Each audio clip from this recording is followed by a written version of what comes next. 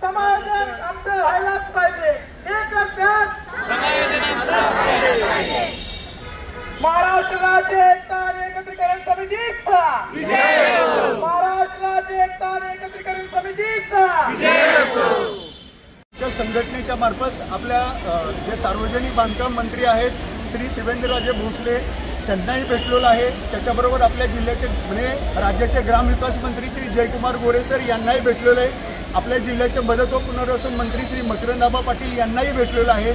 या सगळ्यांच्या मार्फत आम्ही त्यांना निवेदने दिलेली आहेत की बाबा एवढा शासनानं निर्णय घेतलेला आहे, तुमच्याच कालावधीमध्ये तो निर्णय घेतलेला आहे। 14 मार्च 2024ला तो निर्णय घेतलेला आहे, परंतु या निर्णयाची 1.25 वर्षामध्ये अंमलबजावणी झालेली नाही। मात्र त्याच्यानंतर सप्टेंबर 2024ला सर्व शिक्षा अभियानच्या जवळजवळ 2800 कर्मचाऱ्यांच्या समावेशनाचा निर्णय घेतला आणि त्याची अंमलबजावणी शासनाने 6 महिन्यांमध्ये केली। म्हणजे एका डिपार्टमेंटला एक न्याय दिला जातो, दुसऱ्या डिपार्टमेंटला दुसरा न्याय दिला जातो, हे चुकीचं आहे।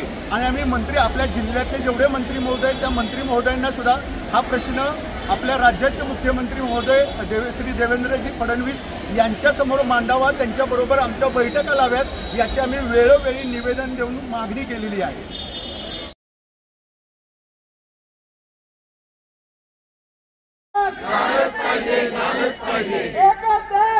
समाधान आमचं व्हायलाच पाहिजे।